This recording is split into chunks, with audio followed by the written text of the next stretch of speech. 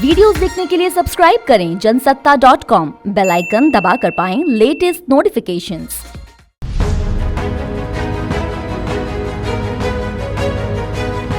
श्रीलंका इन दिनों अपने सबसे बुरे आर्थिक संकट से गुजर रहा है। श्रीलंका के इतिहास में ये पहला मौका है जब आर्थिक संकट की वजह से उत्पन्न विद्रोह से डरकर वहां के सभी मंत्री इस्तीफा दे चुके हैं। सिर्फ राष्ट्रपति और प्रधानमंत्री अपने पद पर बने हुए हैं। स्थिति ऐसी है कि वहां के लोग के विद्रोह को रोकने के लिए राष्ट्रपति को आपातकाल की घोषणा करनी पड़ी थी।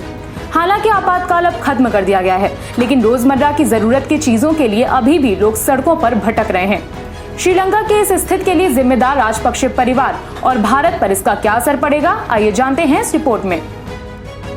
श्रीलंका संकट, राजनीतिक पार्टियां हैं जिम्मेदार। श्रीलंका के इस आर्थिक संकट का जिम्मेदार वहां के राजनीतिक पार्टियों और उनके नेताओं को माना जा रहा है। वहां के राजनीतिक पार्टियों की बात करें तो वहां दो सबसे ताकतवर राजनीतिक पार्टियां हैं। श्रीलंका फ्रीडम पार्टी, जिसके मुखिया हैं मैत्रीपाला सिरिसेना। श्रीलंका पोडुजाना पेरामुला पार्टी, जिसके मुखिया हैं महिंदा राजपक्षे। राजपक्षे परिवार के पास थे 5 मंत्रालय। श्रीलंका के ताकतवर राजनीतिक परिवार माने जाने वाले राजपक्षे के गलत फैसले और भ्रष्टाचार ने श्रीलंका की हालत पतली की। पिछले 2 दशक से इसके ताकतवर राजनीतिक परिवार की श्रीलंका में तूती बोलती रही है, लेकिन आर्थिक संकट के आगे ये परिवार भी बिखरता हुआ दिख रहा है, क्योंकि रविवार यानी 3 अप्रैल को मंत्रिमंडल सामूहिक इस्तीफे से पहले ताकतवर राजपक्षे परिवार के 5 सदस्य सरकार में शामिल हुए थे। इनमें राष्ट्रपति गोटबाया राजपक्षे, प्रधानमंत्री Mahinda Rajapaksa, finance minister Basil Rajapaksa, सिंचाई मंत्री चामल राजपक्षे, खेल मंत्री नामल राजपक्षे। राजपक्षे परिवार से कौन कौन थे मंत्री? महिंदा राजपक्षे। 76 साल के महिंदा राजपक्षे इन दिनों श्रीलंका के प्रधानमंत्री हैं। वो 2004 में प्रधानमंत्री रहने के बाद 2005 से 15 तक राष्ट्रपति रहे थे। अपने इस कार्यकाल में उन्होंने चीन के साथ दोस्ती बढ़ाई और चीन से इंफ्रास्ट्रक्चर प्रोजेक्ट्स के लिए $7 अरब का लोन लिया। इस लोन के ज्यादातर प्रोजेक्ट्स छलावा साबित हुए और उनके नाम पर जमकर भ्रष्टाचार हुआ। गोटबाया राजपक्षे ने अपने करियर की शुरुआत एक सैनिक के रूप में की थी, लेकिन साल 2019 में श्रीलंका के राजनीतिक हालात कुछ इस तरह से बदले कि वो राष्ट्रपति चुन लिए गए। राष्ट्रपति बनने के बाद गोटबाया ने टैक्स में कटौती से लेकर खेती में केमिकल फर्टिलाइजर के इस्तेमाल पर बैन जैसी नीतियों को लागू कर दिया और वो वर्तमान संकट की वजह भी माना जा रहा है। बासिल राजपक्षे।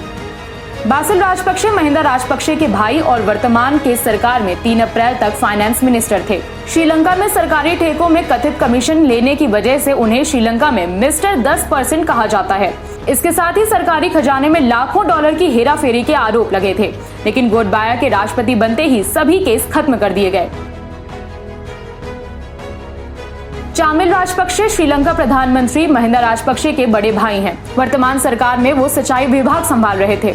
इससे पहले वो शिपिंग एंड एविएशन में मिनिस्टर भी रह चुके हैं। चामल दुनिया की पहली महिला प्रधानमंत्री सिरिमावो भंडार नायका के बॉडीगार्ड रह चुके हैं। नामल राजपक्षे। साल 2010 में महज 24 साल की उम्र में वो सांसद बने थे। अब तक वो खेल और युवा मंत्रालय संभाल रहे थे। उन पर मनी लॉन्ड्रिंग में शामिल होने के आरोप लग रहे हैं, जिससे नामल इनकार करते रहे हैं।